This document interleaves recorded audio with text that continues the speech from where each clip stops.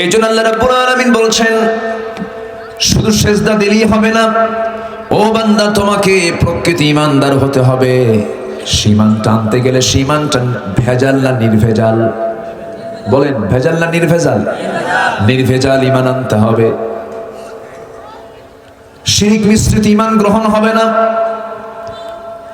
বেদাত মিশ্রিত ঈমান গ্রহণ হবে না, কুফর মিশ্রিত ঈমান গ্রহণ হবে না। আমার ভাইয়েরা, একজন ঈমানদার কখনো অপর মুসলমানকে গালি দিতে পারে না। গালি দিতে দিতে শেষ পর্যন্ত কাফের পর্যন্ত বানায় ফেলে। আছে না নাই? আছে না? আছে। এগুলো তো মুসলমানদের চরিত্র হতে পারে না। ভ্রাতৃত্ব কি, মুহাব্বত কি, ভালোবাসা কি, আল্লাহ রাব্বুল আলামিন অন্য জায়গায় সুন্দর করে বলছেন আল্লাহ কাকে ভালোবাসেন।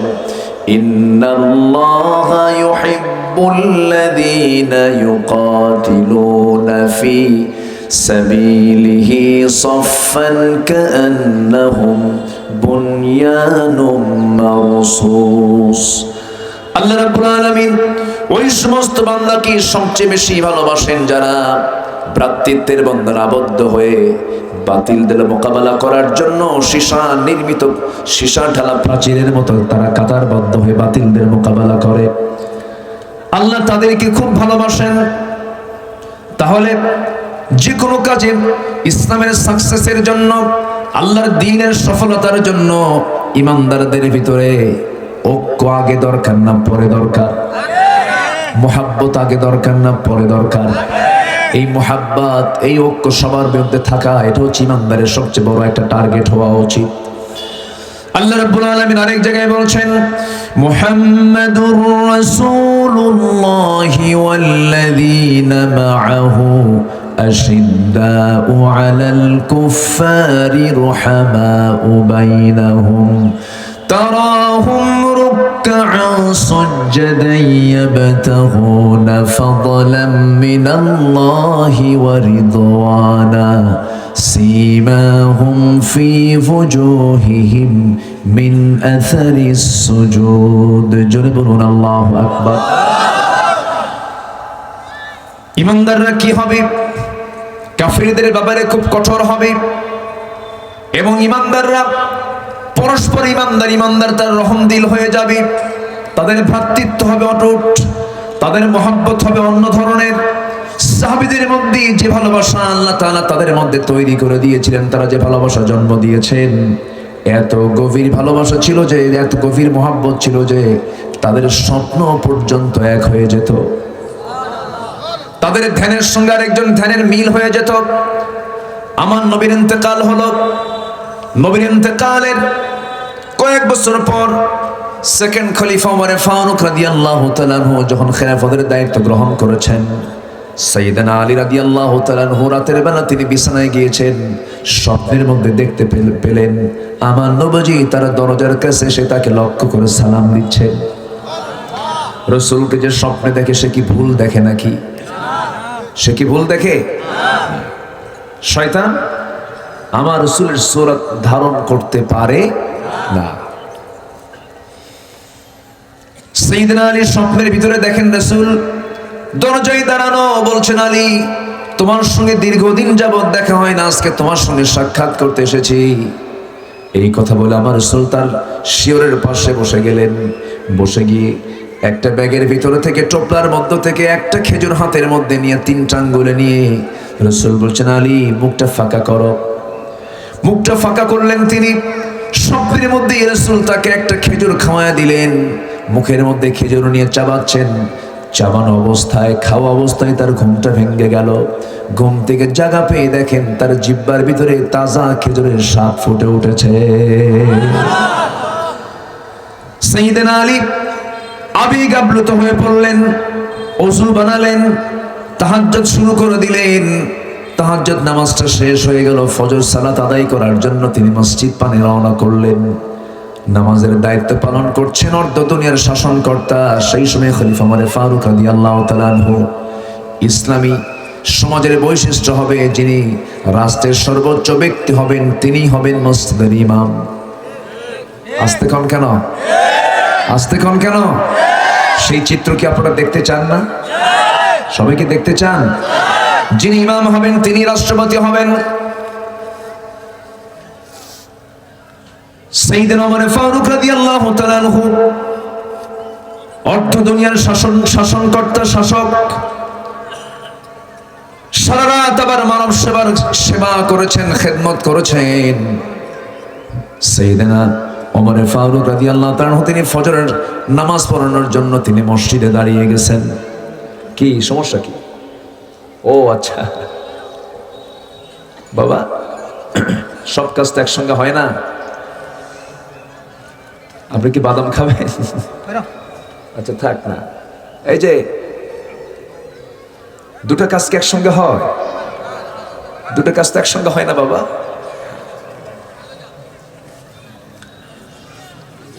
রাগ করলেন নাকি আপনারা? আবার একটু হলে মনোযোগিতা নষ্ট হয়তো, তাই না? যদি কেউ মানে নামাজের মধ্যে খাওয়া শুরু করে তাহলে হলো? মাহফিল তো একটা ইবাদত। বলি আলহামদুলিল্লাহ, জোরে বলি আলহামদুলিল্লাহ। যে কাজ মনোযোগিতা নষ্ট করবে সেই কাজ করা যাবে না। আমার বন্ধুগণ, তাহলে একটা বিষয় কিন্তু ক্লিয়ার হয়ে গেল, সমাজে শান্তি যদি আমরা দেখতে চাই তাহলে যখন দেখবো আমরা একজন রাষ্ট্রের সর্বোচ্চ ব্যক্তি রাষ্ট্র চালান, মসজিদে চালান, সেই সময় দেখবো আমরা সমাজটা জান্নাতের টুকরা হয়ে গেছে। বিষয়টা ক্লিয়ার? বুঝতেছেন তো আপনারা? আচ্ছা আমার ভাইয়েরা, সাইয়েদনা ওমর ফারুকের মতো মানুষ দেখেন, সারা রাত তিনি জনগণের খেদমত করেছেন, দিনের বেলাও তিনি জনগণের খেদমত করেছেন। নামাজে যখন আজান হয়ে গেল প্রথম কাতারে তিনি দাঁড়িয়ে গেছেন, ইমামতের মুসাল্লায় তিনি দাঁড়ায় গেছেন, নামাজ শুরু হয়ে গেছে, নামাজ পড়ালেন। নামাজ শেষান্তে যেরকম আল-আযকারু বা'দাস সালাত, ফরজ নামাজের পরে যে জিকির আজকারগুলো আছে শর্ট করে জিকিরগুলো করে তিনি দাঁড়ায় গেলেন, কাউকে দায়িত্ব দিলেন না। দেখতে পেলেন কে যেন এক টোপলা খেজুর হাদিয়া নিয়ে আসছে, কাউকে না দিয়ে সেই টোপলা সেই খেজুরের ব্যাগটা হাতের মধ্যে নিলেন, খেজুরের থলেটা হাতের মধ্যে নিয়ে নিজ হাতে অর্ধ দুনিয়ার শাসনকর্তা ওমর ফারুক নিজের হাতে তিনি বন্টন করছেন। দুইটা তিনটা করে খেজুর সব মুসল্লির হাতে হাতে দিয়ে যাচ্ছেন। আলী আসছেন মসজিদে নামাজ পড়তে, প্রথম কাতারে জায়গা পান নাই, দ্বিতীয় কাতারে জায়গা পান নাই, তৃতীয় কাতারে ঠিক মাঝখান বরাবর দাঁড়াইছেন। অথচ আলী ছিলেন আমার নবীজির প্রিয় সাহাবী ওমর ফারুকের খেলাফতের বিশাল বড় পরামর্শদাতা, পরামর্শ সভার সদস্য তিনি ছিলেন, উপদেষ্টা মণ্ডলীর সদস্য তিনি ছিলেন। তিনি প্রথম কাতারে জায়গা পেলেন না, দ্বিতীয় কাতারেও জায়গা পেলেন না, তৃতীয় কাতারের মাঝখান বরাবর তিনি এসে জায়গা পেলেন। এখান থেকে স্পষ্ট হলো মসজিদের নির্দিষ্ট মুসল্লা পাড়ায়া নিজের জায়গা দখল করা ঠিক? এরকম কিছু আছে না নাই? বলেন, আসতে বলবেন না, আছে না নাই? আমার ভাইয়েরা, নামাজ শেষ হয়ে গেছে, ওমর ফারুক রাদিয়াল্লাহু তাআলা আনহু সবার হাতে হাতে দুই তিনটা করে খেজুর দিয়ে যাচ্ছেন। তৃতীয় কাতার আলীর আগের জনকেও তিনি দুইটা তিনটা করে খেজুর দিলেন। আরো খেজুর ব্যাগের মধ্যে আছে, টোপলার মধ্যে আছে, থলের মধ্যে আছেই। সেখান থেকে মাত্র একটা খেজুর হাতের মধ্যে নিয়ে তিনটা আঙ্গুলে খেজুরটা বের করে বলছেন, আলী মুখটা ফাঁকা করো, আমি তোমাকে খাওয়ায় দিই। সাইয়েদনা আলী বলছেন, ভাই ওমর, আপনি আমাকে হাতে দিলেন না, আগের জনকে দুই তিনটা খেজুর দিলেন, আবার আপনি আমাকে মাত্র একটা খেজুর দিয়ে তাও মুখে তুলে দিচ্ছেন, এর কারণটা কি? ওমর ফারুকের চোখে পানি চলে আসছে। ওমর ফারুক বলছেন, গত রাতে যদি রাসূল তোমাকে একটার বেশি দুইটা খেজুর খাওয়ায়া দিতেন, আমি তোমাকে তাই খাওয়ায়া দিতাম। স্বপ্ন পর্যন্ত তাদের এক হয়ে যেত। সাহাবী আরেক সাহাবীকে দেখলেই বুঝতেন তার কি সমস্যা। এটা হচ্ছে টেলিপ্যাথি। মোহাব্বতটা এত অটুট ছিল, মোহাব্বতটা এত গভীর ছিল, বলা লাগতো না গায়েবের খবর তো মানুষ জানবে না, কিন্তু মোহাব্বতটা এত গভীর ছিল সাহাবীদের মাঝে, সাহাবীকে দেখলেই বুঝতেন এর কি সমস্যা হতে পারে। আমরা আমাদের সমস্ত সম্পর্ক নষ্ট করে ফেলেছি। একটা হাদিসে এসেছি, তোমরা হিংসা করো না, ফাইনাল হাসাদা ইয়াকুলুল হাসানাত কামা তাকুলুন নারাল হাতাব ক্বালা ইয়াকুম ফিল হাসাদ। তোমরা হিংসা থেকে দূরে থাকো, কারণ হিংসা সমস্ত নেক আমলকে খেয়ে শেষ করে দেয়, যেমন করে আগুন কাঠকে পুড়ে শেষ করে দেয়। আজকে হিংসা সমাজে কমছে না বাড়ছে? আজ তো হিংসা সমাজে কমছে না বাড়ছে? কিন্তু হিংসাটা এত মারাত্মক ব্যাপার, কিন্তু হিংসাটা বেশি মূর্খের মাঝে না আলেমদের মাঝে? মূর্খের মাঝে না জ্ঞানীদের মাঝে? জ্ঞানীদের মাঝে। শয়তান মার্কেটিং করে কয়েকটা জিনিস। কোন এক পয়গম্বরের সামনে একদিন শয়তান ধরা পড়ছে। সেই পয়গম্বর শয়তানকে বলতেছে, ও শয়তান, তুমি সকালবেলা কোথায় যাচ্ছ? বলতেছে, আমি 4টা জিনিস নিয়ে যাচ্ছি মার্কেটিং করার জন্য। কি কি? জুলুম নিয়ে যাচ্ছি, হিংসা নিয়ে যাচ্ছি। কি? জুলুম নিয়ে যাচ্ছে, হিংসা নিয়ে যাচ্ছে, কৃপণতা নিয়ে যাচ্ছি। এগুলো কোথায় নিয়ে যাও? কার কাছে নিয়ে যাও? বলতেছে, কৃপণতা নিয়ে যাচ্ছি ধনীদের কাছে, যেন তারা আরো বেশি কৃপণ হয়। আসলে মূলত আপনারা বলুন তো, গরিব মানুষ কৃপণ বেশি না ধনী মানুষ কৃপণ বেশি? তাহলে শয়তানের মার্কেটিং ঠিক না ব্যাঠিক? ঠিক জায়গায় গেছে। এরপরে তুমি জুলুম নিয়ে যাবা কোথায়? জুলুম নিয়ে যাচ্ছে শাসকদের কাছে। আজকে সমাজে জুলুম কমছে না বাড়ছে? জুলুম করে কারা? জনগণ না কারা? তাহলে শয়তানের মার্কেটিং ঠিক না ব্যাঠিক? ঠিক জায়গায় সে চলে গেছে। এবার বলা হলো, ও শয়তান, তুমি হিংসা নিয়ে যাচ্ছ কার কাছে? এবার শয়তান বলতেছে, হিংসা নিয়ে যাচ্ছি যারা জ্ঞানী মানুষ, যারা আলেম ওলামা, তাদের কাছে হিংসা নিয়ে যাচ্ছি। এখন মার্কেটিং শয়তানের ঠিক আছে কিনা বলেন? কিন্তু শয়তানের মার্কেটিং কি নেওয়া যাবে নাকি? শয়তানের মার্কেটিং যে করবে সে জান্নাত পাবে না জাহান্নাম পাবে? জাহান্নাম পেয়ে যাবে। আমার ভাইয়েরা, আমার বন্ধুগণ, ভ্রাতৃত্বের অটুট বন্ধন তৈরি করতে হবে। এতক্ষণ ধরে আমি যে কথাগুলো বলছিলাম, এই সমাজের ভিতরে সবচেয়ে বড় ক্রাইসিস হলো ভ্রাতৃত্ব। আপনার বাড়ির পিছনে একজন বাড়ি বানাইছে, রাস্তা তার নাই। আপনি যদি রাস্তাটা দিয়ে দেন, তার জন্য বিশাল বড় উপকার হয়ে যায়। রাসূল বলেছেন, আমার প্রতিবেশীর যদি, আমার উম্মতের যদি কষ্ট না হতো, প্রতিবেশীর উপরে আমি সম্পত্তির ওয়ারিস বানায় দিতাম। কি কথা কি বোঝা যায়? কথা বোঝা যায়? প্রতিবেশীকে সম্পত্তির ওয়ারিস বানায় দিতাম। তাহলে রাসূলের কত গুরুত্ব প্রতিবেশীর উপরে। আপনার বাড়ি রাস্তার সামনে, একজন আপনার প্রতিবেশীর বাড়ি আপনার জায়গার পিছনে, বাড়ির পিছনে, আপনি রাস্তা দেন না, আপনি রাস্তা আটকায় ফেলেন, আপনি কিসের ইমানদার? কথা কি বোঝা যায়? হিংসা আছে না নাই বলেন? আটকায় ফেলে, রোড আটকায় ফেলে। আপনি একজন বান্দার জন্য রাস্তা তৈরি করে দিবেন, আল্লাহ আপনার জন্য জান্নাতের রাস্তা তৈরি করে দিবেন। হিংসাগুলো আমরা বাদ দিয়ে দেব। আপনাকে যে ঠকায় সেই বিপদে থাকবে, আপনি ঠকবেন, আপনি বিপদে থাকবেন না। আপনার জায়গা অনেকজন দখল করবে, আপনি মাসলুম হয়ে থাকবেন। আপনার হয়তো একটু দুনিয়াতে কষ্ট হবে, এটা আপনার জন্য প্লাস হয়ে যাবে। যে ব্যক্তি 1 বিঘত পরিমাণ জায়গা অন্যের দখল করবে, 7টা আসমান জমিন তার উপরে আল্লাহ তাআলা চাপায়া দিবেন হাসরের ময়দানে। যেরকম নাউজুবিল্লাহ। আমরা যদি একটু ইসলামকে ফলো করতাম, সব সুন্দর হয়ে যেত। কোনো চোর ডাকাতের কোনো অবস্থান থাকতো না সমাজে। দরজা খুলে ঘুমাতাম, নাক ডেকে, কোনো সমস্যা হতো না। সামনে গরুর গোয়াল খোলা খোলা থাকতো, সম্পদ পড়ে থাকতো, সোনা দানা পড়ে থাকতো, কেউ তাকাতো না, কেউ ছুঁয়ে তাকাতো না।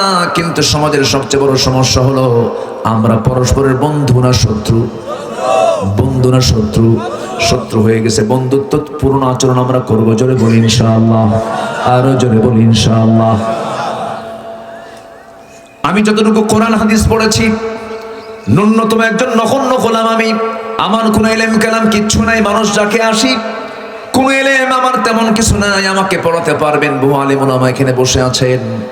তবে আমি যতটুকু কোরআন হাদিস পড়েছি, কোরআন হাদিস পড়ে এতটুকুই বুঝেছি, পৃথিবীতে সবচেয়ে বান্দার জীবনের শ্রেষ্ঠ আমল হলো মানুষের কল্যাণ করা, মানুষের উপকারে দাঁড়িয়ে যাওয়া, সামাজিক হওয়া, সোশ্যাল হওয়া, মিশে যাওয়া, হিংসা না করা, গর্ব না করা, মানুষের কল্যাণে পাশে দাঁড়ানো, এটা সবচাইতে বড় উপকার।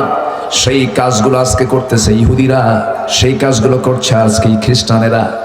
আপনি আমি একটা রিসার্চ, একটা গবেষণা দেখলাম, সেই গবেষণায় 228টি দেশের মধ্যে 228টি দেশের ভিতরে প্রথম 1 থেকে 48 পর্যন্ত 48টা দেশ তারা মুসলমান না হলেও তারা ইসলামের সিস্টেমগুলো তারা ফলো করে।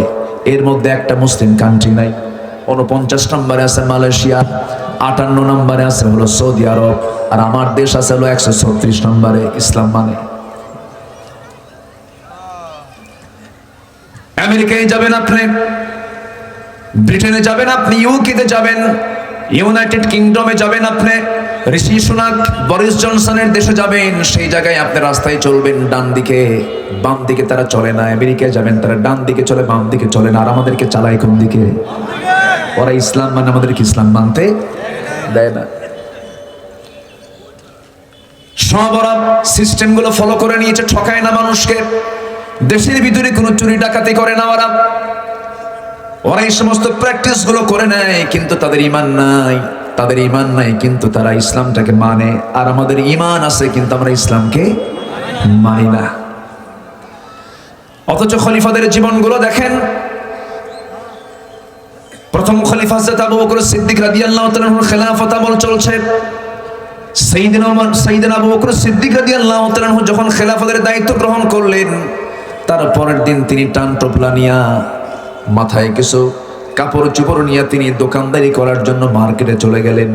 সবাই বলছেন, আবু বকর তোমার তো বিশাল বড় দায়িত্ব, এই দায়িত্ব দিয়ে তুমি ব্যবসা বাণিজ্য করবা কখন? তিনি বলছেন, খেলাফতের দায়িত্ব করব, জনগণের হক আদায় করব, আমার পরিবারের হক আদায় করার জন্য তোমার ব্যবসা করা দরকার। সুবহানাল্লাহ বলবেন না? আমার ভাইয়েরা, প্রত্যেক রাত্রিতে তার একটা ডিউটি ছিল কি, রাত যখন গভীর হয়ে যেত, সবাই যখন ঘুমের ভিতরে, সাইয়েদনা আবু বকরের একজন প্রতিবেশী ছিলেন যার স্বামী মারা গেছেন, সন্তানরা কেউ বেঁচে নাই, একজন বিধবা বয়স্ক একজন নারী, তার খেদমত করার জন্য কেউ ছিল না। সাইয়েদনা আবু বকর করতেন কি, প্রত্যেক দিন রাতের বেলা তিনি যেতেন, একা একা গিয়ে ওই বুড়ি মহিলাকে তার কাপড় চোপড় ধুয়ে দেওয়া, তার রান্না বান্না করে দেওয়া, তার খাবারের ব্যবস্থা সমস্ত কিছু তিনি সম্পূর্ণ করে বিদায় নিয়ে আসতেন। প্রত্যেক রাতেই তার ডিউটি ছিল। সাইয়েদনা ওমর ফারুক রাদিয়াল্লাহু তাআলা মনে মনে চিন্তা করলেন, এই বুড়ির খেদমতটা কোন যুবক করে? তিনি খেদমত করার জন্য এসে দেখেন খেদমতটা হয়ে গেছে। খেদমত যেন কে করে গেছে। 3 দিন পর পর আসার পর ওই লোকটার কোনো ঠিকানা পাচ্ছেন না। এবার তিনি চতুর্থ রাত্রিতে তিনি ওই বুড়ি মহিলার ঘরের পাশে তিনি ওত পেতে দাঁড়িয়ে থাকলেন। দেখি তো কে ঢোকে, ঢোকার সময় টের পান নাই, কিন্তু বের হওয়ার সময় লক্ষ্য করে দেখেন খালি পায়ে, নগ্ন পায়ে বের হচ্ছেন অর্ধজাহানের শাসনকর্তা হযরত আবু বকর সিদ্দিক রাদিয়াল্লাহু তাআলা আনহু। জোরে বলি আল্লাহু আকবার। ওমরের চোখে আবু বকরের চোখ পড়ে গেছে। মুস্কি একখান হাসি মেরে সালাম দিয়ে বলছেন, ভাই আবু বকর, এটা কি আপনার কাজ নাকি? সব কাজকে আপনি একাই করবেন, আমাদের কিছু করতে দিবেন না? সাইয়েদনা আবু বকর বলছেন, আরে ওমর, হাসরের ময়দানে আমার আমলনামা তোমার পিঠে যাবে না, তোমার আমলনামা আমার পিঠে আসবে না। আমার প্রতিবেশীর হক তুমি আমাকে আদায় করতে দাও। জোরে কোন সুবহানাল্লাহ। আমার বন্ধুগণ, প্রথম খলিফার ইন্তেকাল হয়ে গেল। দ্বিতীয় খলিফার আমলে মহিলা বেঁচেই আছেন, মারা যাননি তিনি। দায়িত্ব পড়ে গেছে দ্বিতীয় খলিফার উপরে। তিনি প্রত্যেক রাত্রিতে তার খেদমত করার জন্য আসতেন। একদিন আসছেন, খেদমত করতেছেন, তার কাপড় চোপড় ধুয়ে দেওয়া সবকিছু সম্পূর্ণ করে যখন আসতেছেন, হঠাৎ করে বৃদ্ধ মহিলা ভিতর থেকে পর্দার নিয়ম রক্ষা করে বলছে, ও যুবক, আজকে থেকে খেদমত করতে আসছো জানি না, তবে আমার মনে হয় যে আগে খেদমত করতে আসতো সে আর পৃথিবীতে বেঁচে নাই। হযরত ওমর ফারুক বললেন, আমার বৃদ্ধা মা, আপনি কেমন করে জানলেন প্রথম যুবকটা বেঁচে নাই, আগের খাদেমটা বেঁচে নাই? আপনার কেন, কিভাবে, কি বুঝলেন? তিনি বলছেন, শোনো, সে যখন আমার খেদমত করতে আসতো, সে যখন আমার সামনে খেজুরগুলো দিত, খেজুরগুলো শুধু ধুয়ে দিত না, খেজুরগুলোর ভিতরে থাকা বিচিগুলো খুলে খুলে শুধু খেজুরগুলো আমার সামনে হাজির করে দিত। কিন্তু আজকে বিচি সহ খেজুর দেখে প্রমাণ করলাম প্রথম খাদেম আমার বেঁচে নাই। ওমর ফারুক বলছেন, আল্লাহ, জীবনে আমি আমার ভাই আবু বকরের সঙ্গে পারি নাই, আমি কোনোদিন তার সমকক্ষ হতে পারবো না। জোরে বলুন সুবহানাল্লাহ। সামাজিক হতে হবে আমাকে আপনাকে। সোশ্যাল হতে হবে। আমরা যত সমাজের কল্যাণে কাজ করব। আজকের সূরাটা হলো সমাজের সূরা। কিসের সূরা বলেন? সামাজিক। ইসলাম যে সমাজ কল্যাণ নিয়ে কথা বলে। ঢাবির ছাত্র আমি ছিলাম, ঢাকা বিশ্ববিদ্যালয়ে পড়াশোনা করেছি। সেখানে সমাজ কল্যাণ পড়ানো হয়, সমাজ বিজ্ঞান পড়ানো হয়। কোন সমাজ বিজ্ঞান, কোন সমাজ কল্যাণ? পৃথিবীর কোন সমাজ কল্যাণ দিয়া, পৃথিবীর কোন সমাজ বিজ্ঞান দিয়া জনগণের শান্তি আসবে না। একমাত্র সমাজ যদি আমরা দেখতে চাই, সমাজকে কল্যাণ করতে চাই, কিসের ফর্মুলা নেব আমরা? আসতে পারবেন না? কিসের ফর্মুলা? কোরআনের ফর্মুলা নেব। সন্তানদেরকে বহু কিতাব শিক্ষা দেওয়ার দরকার নাই। কিতাব শিক্ষা মাত্র কয়টা বলেন? এখন ফোরখানিয়া মাদ্রাসা আছে, মক্তব না, কেজি স্কুল। বলেন কোনটা বেশি? আজ থেকে 20 বছর আগে গ্রামে গঞ্জে যখন ঢুকতাম, সবার বাড়ির সামনে থেকে যখন চলতাম আমরা, কোরআনের আওয়াজগুলো শোনা যেত। দাদির মুখ থেকে কোরআন তেলাওয়াতগুলো আসতো, কানে কানে সেই কোরআন তেলাওয়াতগুলো আমরা শুনতাম। সেই জায়গাগুলো বন্ধ হয়ে গেছে। সেই মক্তবখানার অপোজিটে তৈরি হয়েছে কেজি স্কুল। কেজির ওজন বেশি না শেরের ওজন বেশি? কেজির ওজন বেশি। তো কেজির ওজনটা বেশি। এই জন্য যে ছোট্ট ছেলেটা কেজি স্কুলে চলে যায়, তার যে পিছনে একটা ব্যাগ আছে, ব্যাগের ওজন বেশি না বাচ্চার ওজন বেশি? কেজি। যে এত বই পড়ার দরকার নাই।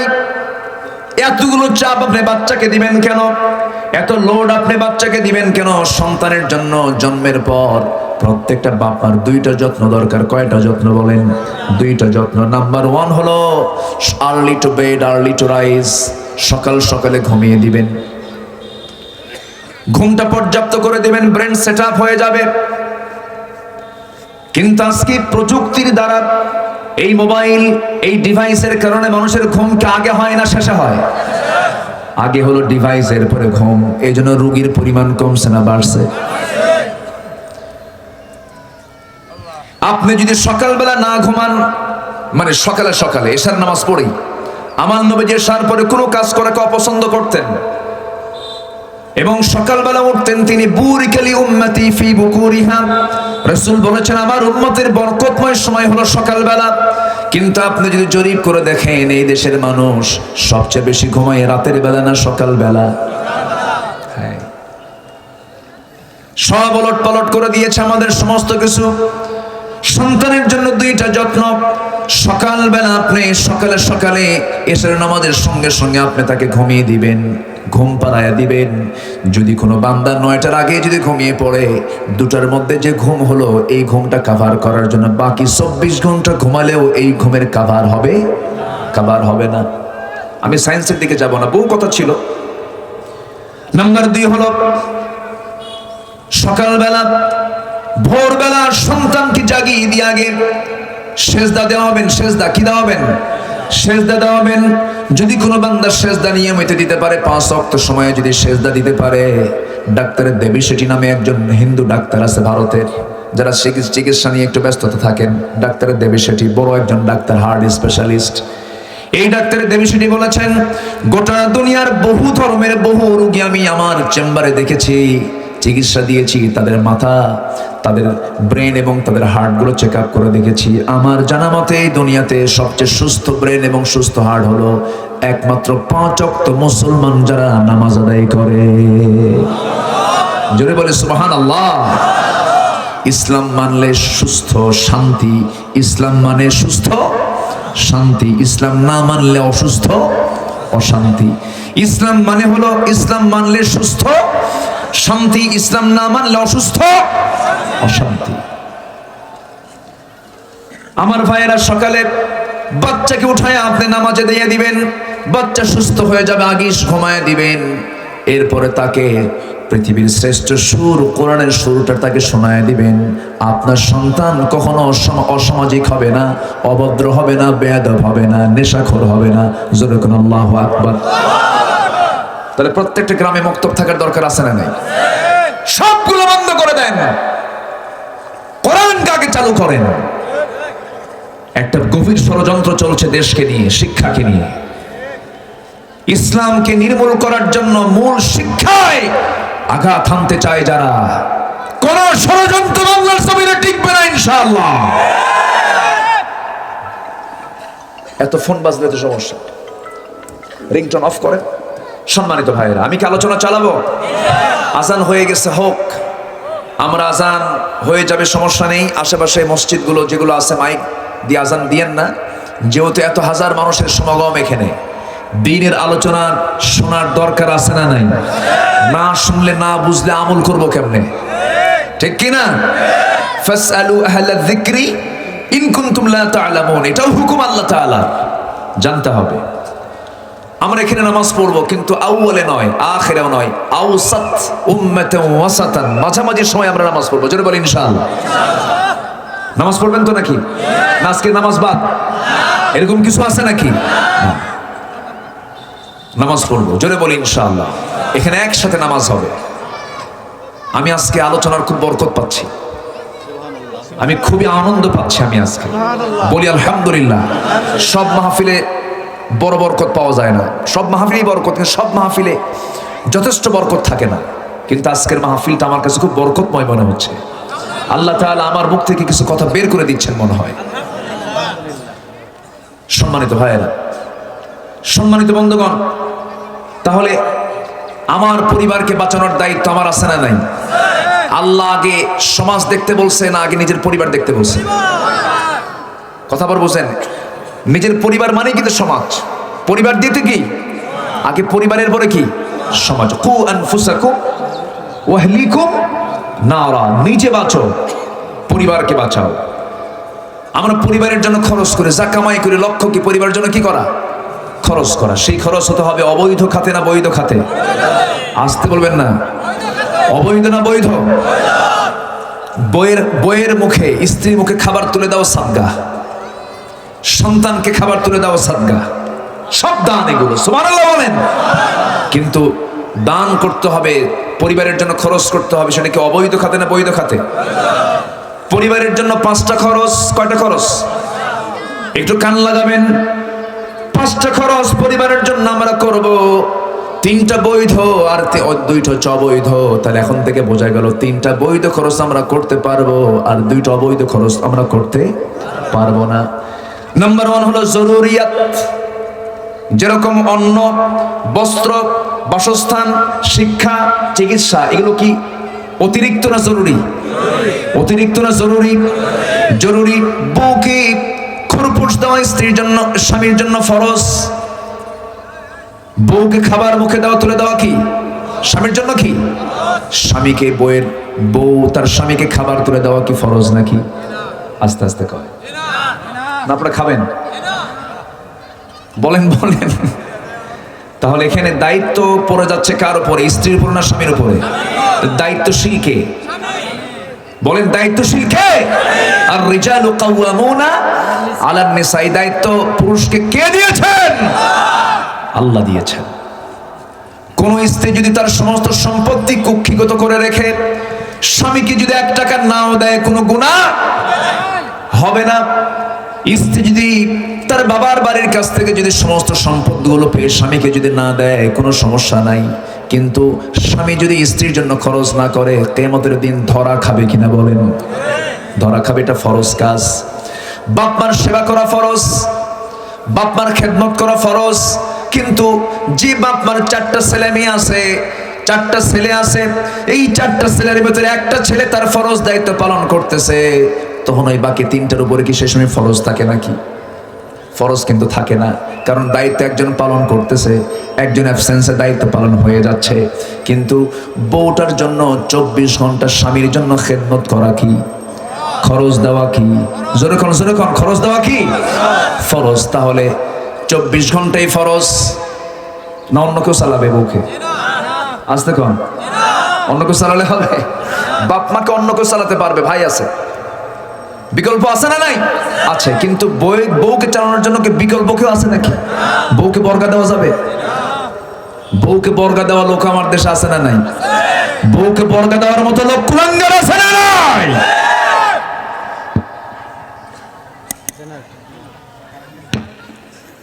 বিদ্যুৎ গেছে? হঠাৎ করে কি হলো? ও ছিল না, কেবল আসছে। বলি আলহামদুলিল্লাহ। বেশি জোরে বলার দরকার না, আবার চলেও যায়।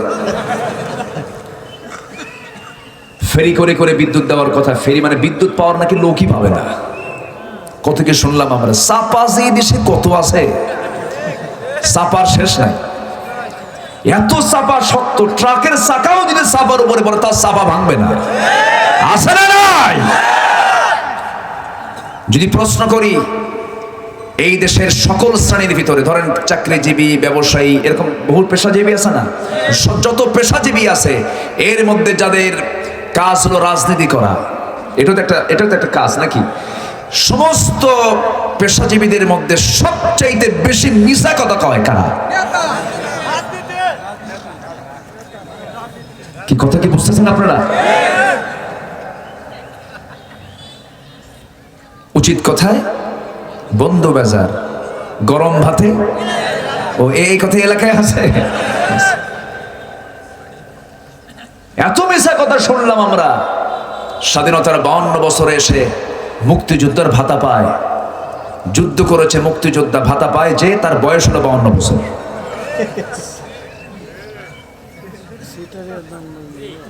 রাগ করতেছেন আপনারা? কথা তো বহু আছে, কয়টা বলি বলেন? কথা বহু আছে। সম্মানিত ভাইয়েরা, সব দেখেছি আমরা। আমরা এখন ইসলামকে নিয়ে দেখবো ইনশাআল্লাহ। যেখানে ইসলাম আছে সেখানে আমরা আছি, যেখানে ইসলাম নাই তার আশেপাশে আমরা থাকতে চাই না। বহু চিটারি দেখেছি, বহু ঠকবাজি দেখেছি আমরা। বঙ্গবন্ধুর একটা কথা আমার বারবার মনে পড়ে। দেশ স্বাধীনের পর তিনি আফসোস করে বলেছেন, মানুষ দেশ স্বাধীন করে পায় তেলের খনি, গ্যাসের খনি, স্বর্ণের খনি, আর আমি পাইছি হলো চোরের খনি সব। এমনি বলেন নাই, এমনি বলেন নাই। অবশ্যই যৌক্তিকতা, বাস্তবতা আছে না নাই? উনি টের পেয়েছেন আজ থেকে 50 বছর আগে। সেই চোর এখন আরো কমছে না বাড়ছে? এখন হলো ভিআইপি চোর, ডিজিটাল চোর। কি ঠিক কিনা? হাসা কথা বুঝছই? হ্যাঁ, বলি আলহামদুলিল্লাহ। আপনাদের ভাষার মধ্যে একটা সৌন্দর্য আছে, বলি আলহামদুলিল্লাহ। আমি বলি, অনেক জায়গায় গিয়ে বলি, খুবই সৌন্দর্য আছে আপনাদের ভাষার মধ্যে। ভাষার মধ্যে আপনার মধ্যে মুত্তাসিল পর্যন্ত বলেন। মধ্যে মুত্তাসিল, মুনফাসিল মানে 3 আলিফ পরিমাণ লম্বা হয়। আলহামদুলিল্লাহ। কই যাইবেন? টান আছে না নাই বলেন? মধ্যে লিন, মধ্যে মুনফাসিল সবই আছে, খুব মজা আছে। বলি আলহামদুলিল্লাহ।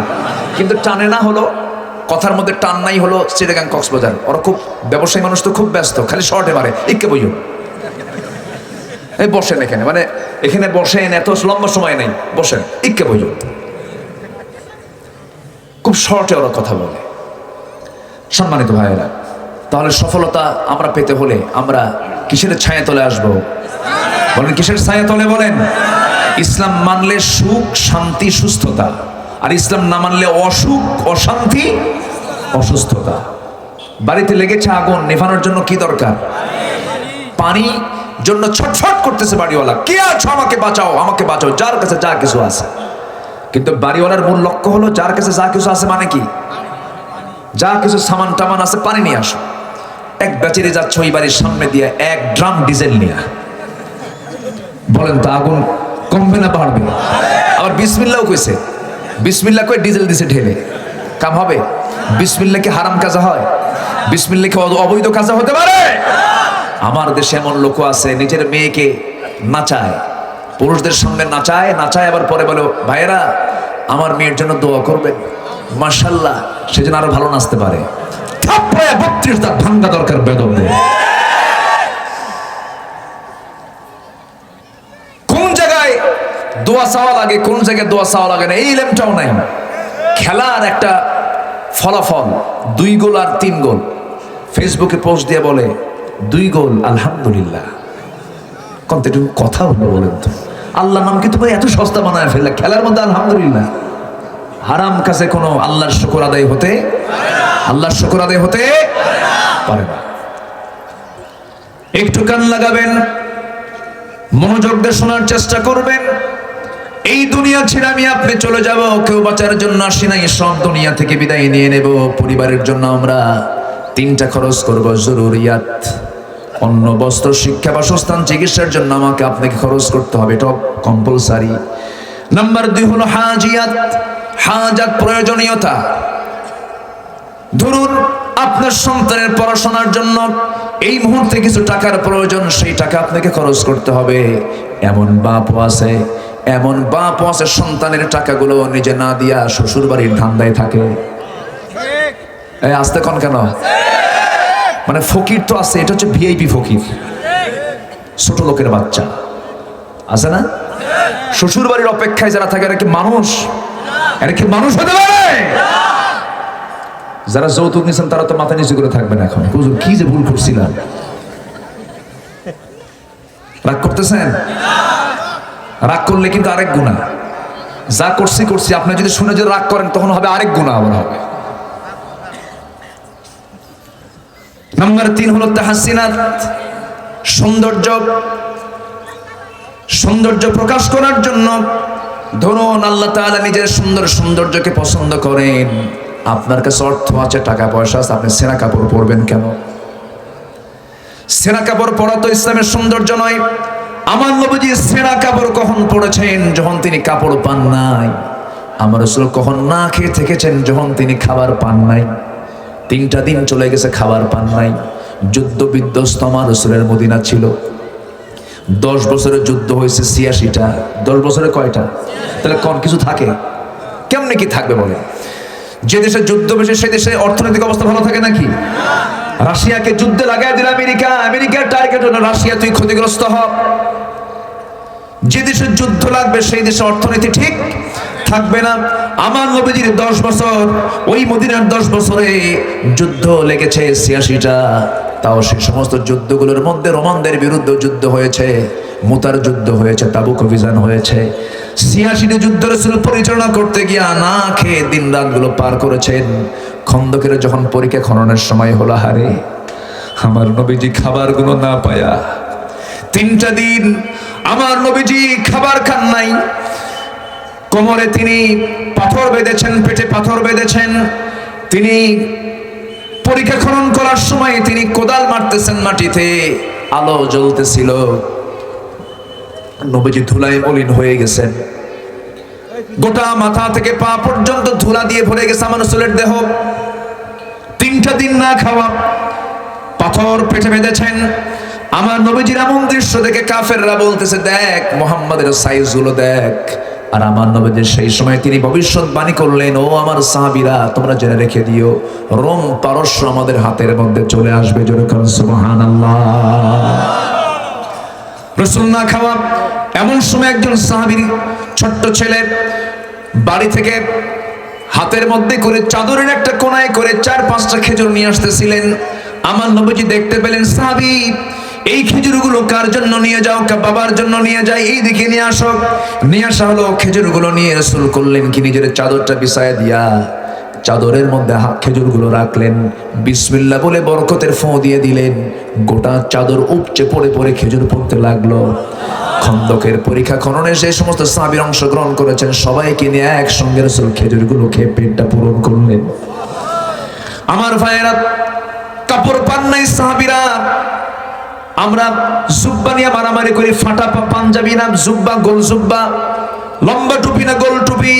অথচ উহুদের প্রান্তরে একজন সাহাবী কাপড় পান নাই, মুসআব রাদিয়াল্লাহু তাআলা আনহু। কাপড়ের অভাবে তিনি চাদর মুড়ি দিয়ে কোনো মতো সতরটা ঢেকে, নাভি থেকে হাঁটু পর্যন্ত সতর ঢেকে যুদ্ধে অংশগ্রহণ করেছেন। যুদ্ধ করতে গিয়ে তিনি শাহাদত বরণ করেছেন, শহীদ হয়ে গেছেন। নবীজিকে বলা হলো, হুজুর মুসআব তো মারা গেছে। অথচ সেই মুসআব কি বিলাসী জীবন যাপন করতেন। যে আতর একদিন পরতেন সে আতর দ্বিতীয় দিন লাগাতেন না, যে কাপড় একদিন পরেছেন সে আতর দ্বিতীয় দিন লাগাতেন না। রাস্তায় যখন যেতেন সবাই বলতো এটা মুসআব ছাড়া কেউ যায় না, কারণ এত সুগন্ধি পৃথিবীর কেউ লাগায় না। সেই মুসআব যখন মারা যাবেন তার গায়ে শুধু একটা চাদর। কয়টা চাদর বলেন? একটা চাদর। এক চাদর ইন্তেকাল করলেন, শহীদ হয়ে গেলেন। জানাজা যখন হবে, শহীদদের জানাজা হওয়ার সিস্টেম হলো যে কাপড়ে তারা শহীদ হয়ে যান, মারা যান, সেই কাপড়ে তাদেরকে দাফন করে দেওয়া হয়। কিন্তু তার গায়ে যে কাপড়টা ছিল, সেই চাদরটা দিয়া মাথা ঢাকলে পা ঢাকে না। বুখারীর বর্ণনা, মাথা ঢাকলে পা ঢাকে না, পা ঢাকলে মাথা ঢাকে না। এমন একটা অবস্থা হলো, রাসূলকে বলা হলো, ইয়া রাসূলুল্লাহি, যে কাপড়টা নিয়ে আমাদের মুসাফ দুনিয়া থেকে বিদায় নিয়েছে, মাথা ডাকলে পা ডাকে না, পা ডাকলে মাথা ডাকে না, কি করা যায়? রাসূল বললেন, চাদরটা দিয়া, ওই কাপড়টা দিয়ে মাথা ঢেকে ফেলো, আর বাকি অংশটুকু তোমরা ইসখির নামক লম্বা লম্বা ঘাস, এই যে ভুট্টার যে গাছ আছে, এরকম লম্বা লম্বা ইসখির নামক ঘাস দিয়ে তোমরা তার পার দিকটা ঢেকে দাও, এরপরে তোমরা কাফন দাফন করে দাও। যেরকম সুবহানাল্লাহ। সাহাবীরা কাপড় পায় না, আর আমরা কাপড় পায়া কোন জুব্বা বানাবো, জুব্বা নিয়ে কোন কাটিং হবে, এটা নিয়ে মারামারি করে শহীদ। আমার কথা কি বুঝে আসতেছে?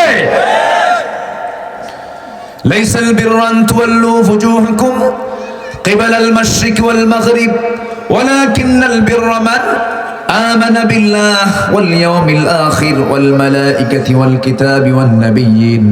ঈমান শুধু আল্লাহর প্রতি আনলেই হবে না, আখিরাতে বিশ্বাস থাকার দরকার আছে না নাই? আমাদেরকে জিন্দা করবেন কে? আমরা এখন জিন্দা আছি, মরবো না। ও কুনতুম আমওয়াতান ফাহইয়াকুম সুম্মা ইউমীতুকুম সুম্মা ইউহয়িকুম। আমাকে আবার মেরে ফেলবেন কে? আমাকে মেরে ফেলবেন কে? আমাকে আল্লাহ মারবেন না, না কেউ মারবে? আমাকে মারবেন কে? আল্লাহ তাআলা আমাকে মেরে ফেলবেন, আবার আমাকে জিন্দা করবেন। সময় আছে কিন্তু এখনো পর্যাপ্ত। আমি কি শেষ করে দেব নাকি? থাকেন, আমরা ওযুর জন্য হালকা সময় দেব, আমরা, সমস্যা নেই। যাদের ওযু আছে শুধু মুখে আজান হবে এখন, এখানে মুখে আজানের পর যাদের ওযু থাকবে একদম সোজা আমরা কাতারে দাঁড়িয়ে যাব। আজকে আমি আলোচনা আরেকটু আগে উঠতাম, কিন্তু আসতে দেরি হয়েছে। আসতে দেরি হয়েছে কেন? সবারই আসতে দেরি হয়েছে। জুমার দিন নামাজ পড়ে খাওয়া দাওয়া করে আসতে একটু বিলম্ব হয়েছে, এই জন্য আমাদের একটু ব্রেক হচ্ছে। এই যে মুরব্বী বসেন, আমি তো উঠতে বলিনি। ওযু ব্যবস্থা হবে, বসেন। প্রয়োজন আজকে ওযু ছাড়াই নামাজ হবে নাকি এরকম কিছু নাকি? ওযু হবে, ব্যবস্থা হবে ইনশাআল্লাহ। বাবাজি বসেন, আর একটু সময়। আখিরাতের বিশ্বাসের দরকার আছে না নাই বলেন? আচ্ছা, আমি মরে গেলে আমাকে আবার তাজা করবেন কে? আল্লাহ কি পারেন এটা? আল্লাহ কি পারবেন? আচ্ছা, আমরা যে জমিতে আলু লাগাই, দেখলাম এখানে বহু আলুর জমি আছে, দেখলাম। আচ্ছা, আলুর জমিতে যে আলু লাগায়, আলু যখন চাষি লাগায়, কয়টা আলু লাগায়? বড় হলে, এত বড় হলে কাটতে লাগায়। এই তো চাষা ভালো চাষি, আলহামদুলিল্লাহ বলেন। হ্যাঁ, কাটতে লাগায়। এই যে বড় বড় লাল হল্যান্ডের যে আলুগুলো আছে, এগুলোকে কেটে কেটে 7-8 টুকরা করে, টুকরা গুলো সব জমিতে লাগায় দেয়। যে ধান, যে আলুগুলো লাগালো 3 মাস পর ওই জমিতে, ওই মাটি থেকে সে আলু খুঁজে পাওয়া যায়? আলু কই যায়? কি হয়? কি হয়ে যায়? মাটি হয়। কি হয় বলেন? মাটি হয়ে যায়, মাটির সঙ্গে মিশে যায়। কিন্তু মিশে গিয়ে কি আরো আলু হয় না? হয় কিনা বলেন? তাহলে চোখের সামনে এই প্র্যাকটিক্যাল আছে না নাই? আচ্ছা, আপনি আলু লাগালেন, সে আলুটা মাটির সঙ্গে মিশে গেল, সে আলু থেকে আরো 4টা 5টা 7টা 8টা 10টা করে আলু জন্ম নিয়ে নিল। সে আল্লাহ বলছেন, বান্দারে আমি তোকে কবরের মধ্যে দিয়ে দেব, তোকে মাটির মধ্যে আমি মিশাই, আবার তোকে আমি জিন্দা করবো। যেরকম সুবহানাল্লাহ। তুই আমার কাছ থেকে পালাবি কোথায়? আখিরাতকে বিশ্বাস করতে হবে, ফেরেশতার প্রতি বিশ্বাস, কিতাবের প্রতি বিশ্বাস, নবীর প্রতি বিশ্বাস, এই সব বিশ্বাস মিলে হলো মূল ঈমান। ঈমান টানবো আমরা 16 আনা। আর ঈমানের দাবি যারা করবেন তাদের জন্য আজান শোনার সঙ্গে সঙ্গেই তাকে নামাজ পড়তে হবে। কয় ওয়াক্ত? 5 ওয়াক্ত নামাজ পড়বেন। কারা কারা একটু হাত তুলে দেখেন তো দেখি। জোরে বলি ইয়া আল্লাহ, আরো জোরে বলি ইয়া আল্লাহ। আমাদেরকে 5 ওয়াক্ত সালাত আদায় করার তৌফিক তুমি আল্লাহ দিয়া দাও। জোরে বলি আমিন, আরো জোরে আমিন, আরো জোরে আমিন। হাত নামান। কষ্ট পেলেন? আল্লাহকে বিশ্বাস করেন এমন কিছু কুলাঙ্গার আছে না নাই? ফেরাউন চলে গেছে, ফেরাউনের প্রেতাত্মারা আছে না নাই? নমরুদ চলে গেছে, নমরুদের উত্তরসূরি আছে না নাই? তারাও আছে। নামাজ পড়লে সন্দেহ করা হয়, টুপি দাড়িকে জঙ্গির পোশাক বানানো হয়, বোরকা পরাকে ইউনিভার্সিটির কিছু কিছু জায়গায় হেজাব নেকাবকে নিষিদ্ধের ষড়যন্ত্র চলছে। বোরকা পরা 90% মুসলিম দেশের প্রত্যেকটা নারীর ফরজ। এদেশের শেকড়ে ইসলাম আছে, ইসলাম টিকে যাবে। আপনারা বঙ্গোপসাগরে হাবুডুবু খাবেন। বাতিলদের মোকাবেলা করতে রাজি আছেন কারা কারা? হাত উঁচু করে রাখেন মুসলমান।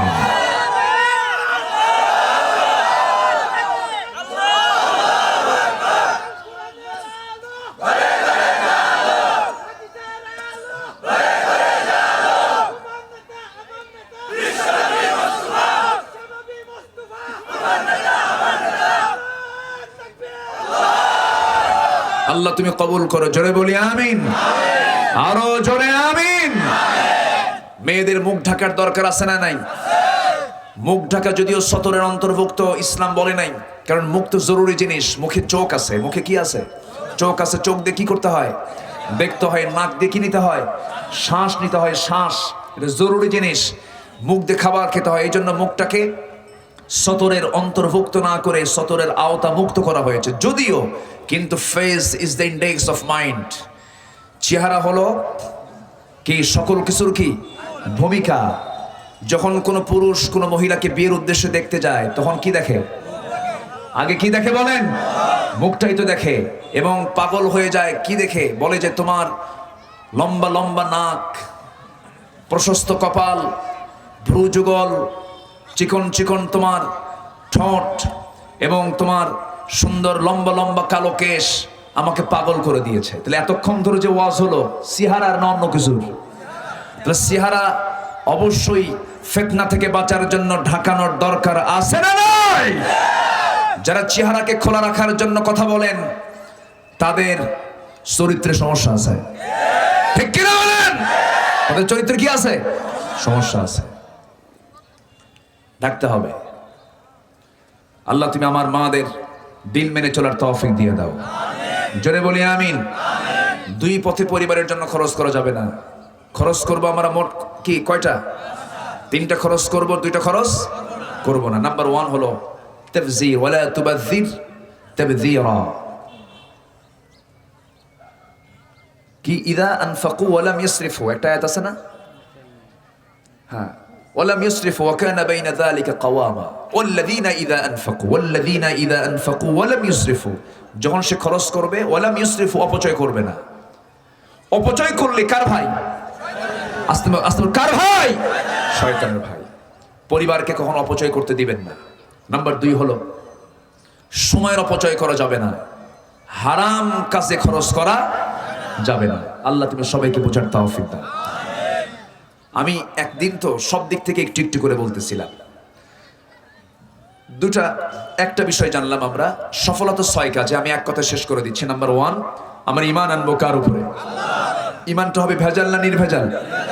ঈমান আনবো 1 আনা 16 আনা? আল্লাহর হুকুম মানবো এক জায়গায় না সব জায়গায়? সব জায়গায়। নাম্বার 2 হলো আমরা খরচ করব কার পথে? আসতে বলবো না, কার পথে? গরিবকে দেওয়াও কার পথে হয়? মিসকিনকে দিলেও কার পথে হয়? ফকিরকে দিলেও কার পথে হয়? এতিমকে দেখলেও কার পথে হয়? পথিককে দিলেও কার পথে হয়? সাইলদেরকে দিলেও কার পথে হয়? ঋণগ্রস্ত ঋণ পরিশোধ করলেও কার পথে হয়? সব কথা আল্লাহ তাআলা এই আয়াতের মধ্যে বলে দিয়েছেন। এরপরে নামাজ যারা কায়েম করবে, যাকাত যারা আদায় করবে, এরপরে ওয়াদা যারা ঠিক করবে। কি ঠিক করবে বলেন?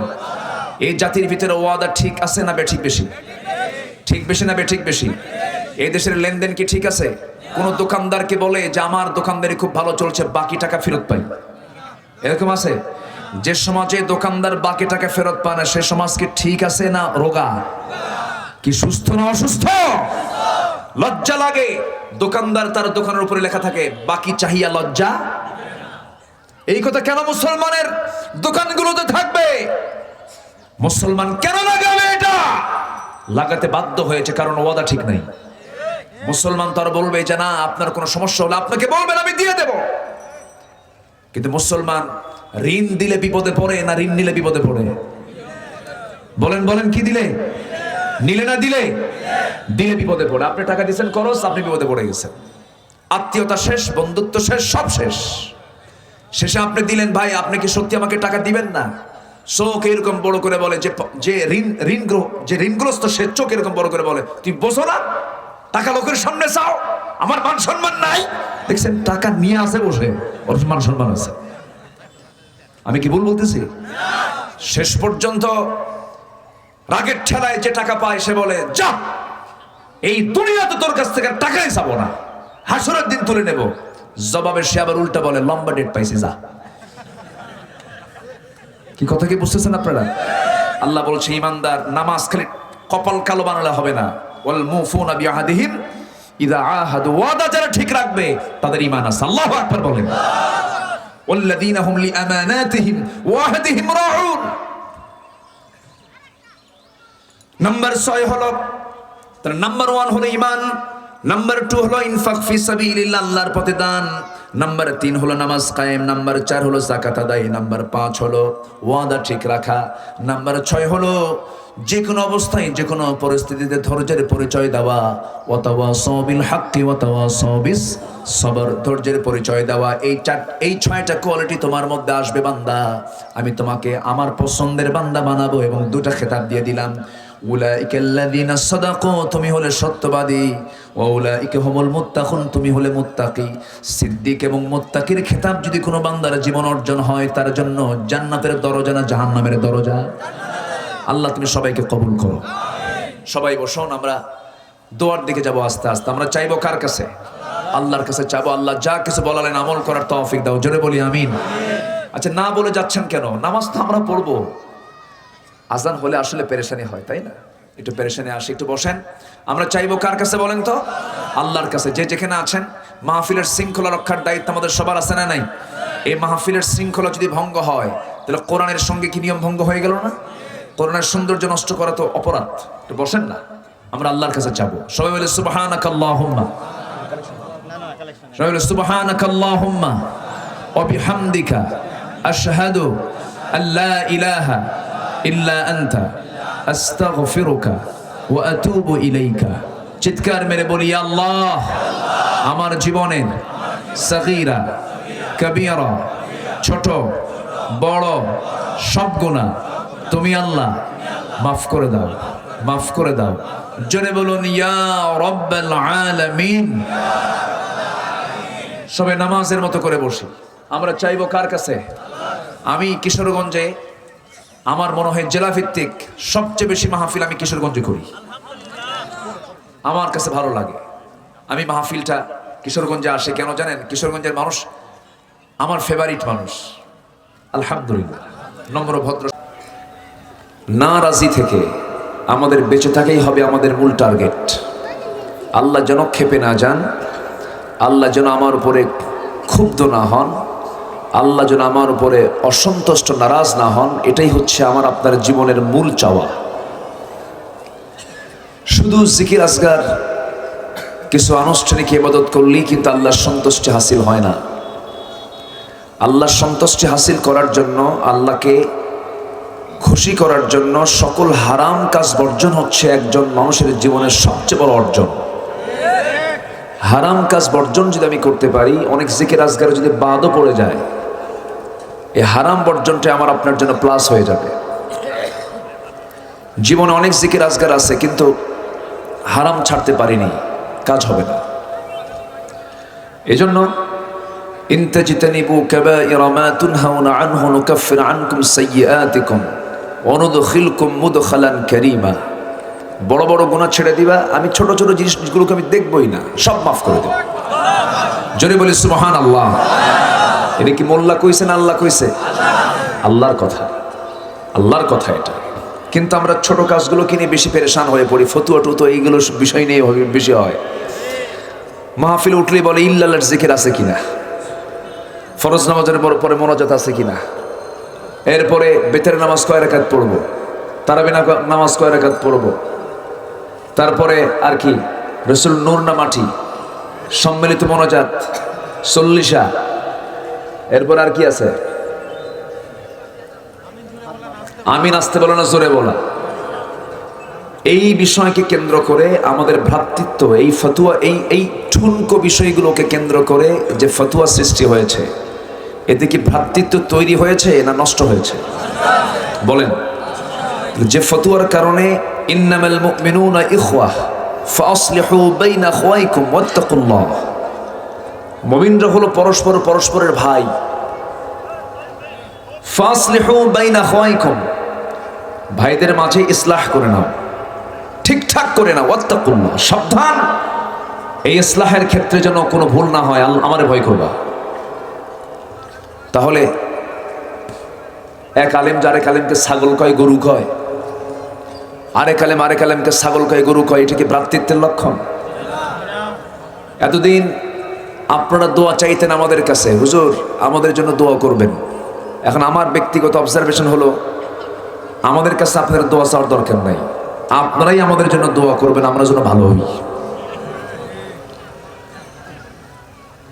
দেশের এই ক্রাইসিস পিরিয়ডে আলেমদের ভূমিকা রাখা দরকার ছিল সবচেয়ে কম না সবচেয়ে বেশি। যে আলেমকে আল্লাহ তাআলা নবীর ওয়ারিস বানায় দিলেন, আল উলামা ওয়ারাসাতুল আম্বিয়া, সেই কথা কি আলেমরা ভুলে গেল? আলেমরা হবে সোশ্যাল নন সোশ্যাল, অসামাজিক না সামাজিক? সামাজিক হতে হবে। রাসূল ছিলেন সবচেয়ে পৃথিবীর শ্রেষ্ঠ সামাজিক ব্যক্তিত্ব। এটা কাফেরের সাথে, আবু তালেবের মতো একজন কাফের, আমার নবীর আপন চাচা, একজন কাফেরের সঙ্গে তিনি তার আবু তালেবের জীবনের শেষ নিঃশ্বাস পর্যন্ত একসঙ্গে থেকেছেন। সোশ্যাল ছিলেন, সামাজিক ছিলেন। আমরা হুজুর মিলতে পারি না। হাত বাঁধবো কোথায়, নাভিতে না বুকে, এই নিয়ে মারামারি। এগুলো কি বড় কোনো বিষয় বলেন তো? যদি কেউ হাত নাও বাঁধে তাও তো নামাজ হবে।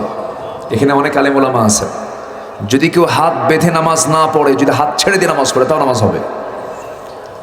কিন্তু বলা হলো কি, নাভিতে হাত বাঁধা জায়েজ নাই, বুকে হাত বাঁধতে হবে।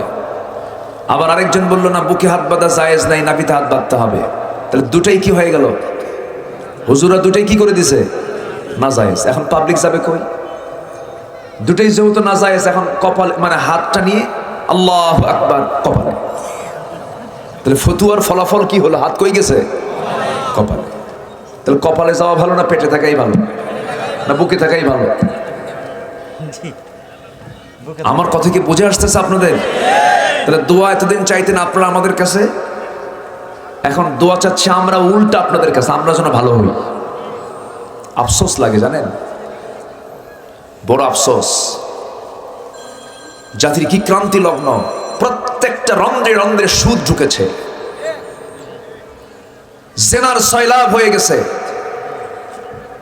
মদের বোতল অ্যাভেলেবেল পাওয়া যায়, ইয়াবা, জুয়া, মদ জুয়া এগুলো অ্যাভেলেবেল, স্বীকৃতি, সামাজিক স্বীকৃতি পেয়েছে। আজকে সেই সময় জাতির শ্রেষ্ঠ সন্তান রাহবার আলেমরা দ্বিধা বিভক্তিতে ভুগছে, ফতুয়া নিয়ে বিতর্ক করছে। তাহলে দোয়া কি আপনাদের দরকার না আমাদের দরকার? আমাদের দরকার। এই কথাগুলো এই জন্য বলতেছি, এই কথার জন্য আলেমদের কানে যায়, এই জন্য কথাগুলো আপনাদের সামনে লক্ষ্য করে কথাগুলো বলতেছি। একজন আরেকজনকে এত আন্ডার এস্টিমেট করে, ও কি জানে, ও তো গরু, ও কি কিতাব বোঝে, ও কি এবারত পড়তে পারে, ও কি বুখারীর একটা লাইন পড়তে পারবে? এই সমস্ত কথা কি বিনয়ীর কথা না অহংকারের কথা? প্রশান্তের মাঝে গিয়ে দুজন আল্লাহর গোলাম যদি বলে, এই প্রশান্তের মাঝখানে, এই সমুদ্রের মাঝখানে দুজন হাবুডুবু খাবো, দেখি তো কে লম্বা আর কে খাটো। 6 ফুট মানুষ, 5.5 ফিট মানুষ যদি প্রশান্তের মাঝখানে গিয়ে যদি বলে আমরা দুজন একটু কম্পিটিশন করে দেখি তো কে লম্বা আর কে খাটো, কেউ বাঁচবে? কোরআন হাদিসের জ্ঞান হলো সমুদ্র। এই সমুদ্রের মধ্যে তুমি জ্ঞান হাসিল করতে এসে তুমি বাহাদুরি দেখাও, অহংকার দেখাও, তোমার ইলম হাসিল হয় নাই, তুমি অহংকারী।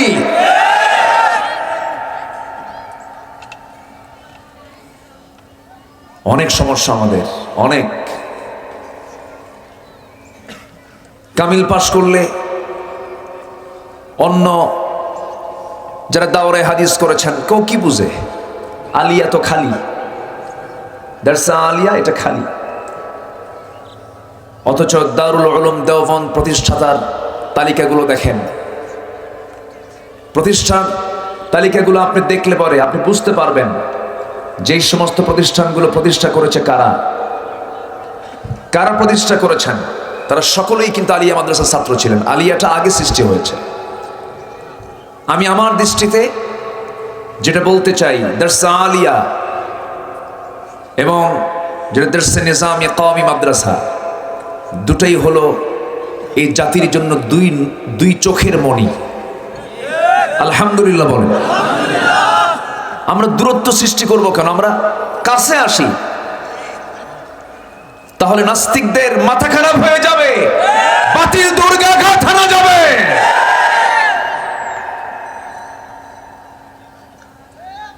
শুধু আমরা কাদা ছড়াছড়ি করছি না, এগুলোতে কোনো পূর্ণতা নেই। বর্তমান পৃথিবীর নিউ ওয়ার্ল্ড অর্ডার, প্রেজেন্ট ওয়ার্ল্ডের মূল চাহিদা হলো মুসলমানদের ভ্রাতৃত্ব তৈরি করা। শুধুমাত্র ভ্রাতৃত্বের অভাবে ফিলিস্তিন মার খেয়ে খেয়ে শেষ হয়ে গেল। কাশ্মীর একটা জ্বলন্ত আগুন হয়ে আছে, অগ্নিকুণ্ড হয়ে আছে। বিশ্বের দেশে দেশে মুসলমান মার খাচ্ছে, মুসলমানকে মুসলমান নামের কিছু জালিমরা মারতেছে। মক্কার মতো কাবার ইমাম কনসার্টের বিরুদ্ধে, বেহায়াপনার বিরুদ্ধে বক্তব্য দিচ্ছেন, তৎক্ষণাৎ তাকে সেখান থেকে কট করে জেলখানায় ঢুকায় দিচ্ছে। এই সময় আমাদের এক হওয়ার দরকার আছে না নাই? আসতে বলবেন না, আছে না নাই? আচ্ছা, সম্মানিত ভাইয়েরা, সময় তো অল্প, সব দিক থেকে কিছু কথা বলা দরকার। আমার আওয়াজ সবাই শুনতে পাচ্ছেন তো? আলহামদুলিল্লাহ। আমি আফসোস লাগে কি জানেন, আমরা এত কৃপণ হয়ে গেছি। ইন্নাল ইনসানা খুলিকা হালুআ, মানুষকে সৃষ্টি করা হয়েছে ছোট মন করে। ছোট মানুষের মনটা ছোট। মাথায় টুপি যদি তার মতো না হয় সালাম দেয় না। আমরা এত ছোট হয়ে গেছি। আগে টুপির দিকে তাকায়, টুপি দেখলে ভাবে যে এটা সালাম দেবো কি দেবো না। আমার কথা কি বুঝতেছেন? আপনি আফগানিস্তানে যান, তারা এক টুপি ব্যবহার করে। পাকিস্তানে যান, তাদের টুপিটা ভিন্ন ধরনের। সৌদি যাবেন ভিন্ন, ওমান যাবেন, তারা আলাদা টুপি ব্যবহার করে। বাংলাদেশে বিভিন্ন টুপি ইউজ হয়। টুপিকে কেন্দ্র করে আপনি সালামের মতো একটা গুরুত্বপূর্ণ বিষয়, তিনি একজন মুসলমান, তিনি কালেমাওয়ালা, আপনিও কালেমাওয়ালা। আপনি যদি এতটুকু উদার যদি না হতে পারেন, আপনার মধ্যে এখনো ঈমান পাকাপোক্ত হয় না, ঠিক কিনা? সম্মানিত ভাইয়েরা, আমরা উদার হব, আমরা এক হব, জোরে বলি ইনশাআল্লাহ। নামাজ মানুষকে পৃথক হওয়া শেখায় না, এক হওয়া শেখায়। ধনী গরিব, কালো ধলা, উঁচু নিচু, শিক্ষিত মূর্খ, আলেম বেআলেম, সাধারণ মানুষ, সব শ্রেণী, সব কয় কাতারে দাঁড়ায়? কয় কাতারে? নামাজ থেকে তো শিক্ষা নিতে পারলাম না আমরা। এই জন্য আল্লাহ রাব্বুল আলামিন বলছেন, লাইসাল বিররা আন তুওয়াল্লু ফুজুহাকুম কিবালাল মাশরিকি ওয়াল মাগরিব ওয়ালাকিন্নাল বিররা মান আমানা বিল্লাহ। কোনো পূর্ণতা নেই তুমি তোমার চেহারা কিবলামুখী করেছো, পূব অথবা পশ্চিম করেছো, এটাই প্রকৃত পূর্ণতার মাপকাঠি নয়। প্রকৃত পূর্ণতা হলো ওয়ালাকিন্নাল বিররা মান আমানা বিল্লাহ। প্রকৃত পূর্ণতা হলো যে ব্যক্তি ঈমান এনেছে কার উপরে? ঈমানদার কাউকে কি হেয় করতে পারে নাকি? ছোট মনে করতে পারে নাকি? লা ইয়াহিল্লু লিমুসলিমিন আন ইয়াহজুরা আখাহ ফাওকা সালাস। কোন মুসলমানের জন্য হালাল নয় তার ভাইকে 3 দিনের জন্য, তাকে 3 দিনের বেশি তাকে পরিত্যাগ করবে। এবং সে ব্যক্তি পরিপূর্ণ মুসলমান হতে পারে না যে অপর মুসলমানকে হেয় করে, ছোট করে, তাকে সম্মানহানি করে। মুসলমানের জন্য পরস্পর হারাম হলো তার রক্ত, রক্ত নিয়ে খেলা হারাম, সম্মান নিয়ে খেলা হারাম, সম্পদ নিয়ে খেলা হারাম। এগুলো দ্বিধার্স আমরা চালাচ্ছি আর ভাবতেছি কপাল তো কালো বানাইছে জান্নাত পেয়ে যাব। না না, জান্নাত শুধু কপাল কালো করলেই পাওয়া যাবে না। জান্নাত পেতে হলে পরিপূর্ণ সারেন্ডার করতে হবে কার কাছে? আল্লাহর কাছে। কপাল কালো করা বহু ফাসিক আছে সমাজে। আমার নবীর পিছনে ইক্তেদা করেছে মুনাফিকেরা, নামাজ পড়তে পড়তে কপাল কালো বানিয়ে ফেলেছে, নবীর পিছনে ইক্তেদা করেছে, অনেক কিছু করেছে, চোখের পানি ফেলে কেঁদেছে, কিন্তু লাভ হয়নি। লাভ হয়নি কেন? লাভ হয়নি কারণ তাদের ইমানটা ভালো করে আনা হয় নাই। সাউন্ড কিন্তু কমে গেল বক্সে, বক্স একটু কমায় দেন আমার ভাইয়েরা। এই জন্য আল্লাহ রাব্বুল আলামিন বলছেন শুধু সেজদা দিলেই হবে না, ও বান্দা তোমাকে প্রকৃত ইমানদার হতে হবে। সীমানটা আনতে গেলে সীমানটা ভেজাল না নির্ভেজাল? বলেন ভেজাল না নির্ভেজাল? নির্ভেজাল ইমান আনতে হবে। শিরিক মিশ্রিত ইমান গ্রহণ হবে না, বেদাত মিশ্রিত ইমান গ্রহণ হবে না, কুফর মিশ্রিত ইমান গ্রহণ হবে না। আমার ভাইয়েরা, একজন ইমানদার কখনো অপর মুসলমানকে গালি দিতে পারে না। গালি দিতে দিতে শেষ পর্যন্ত কাফের পর্যন্ত বানায় ফেলে, আছে না নাই?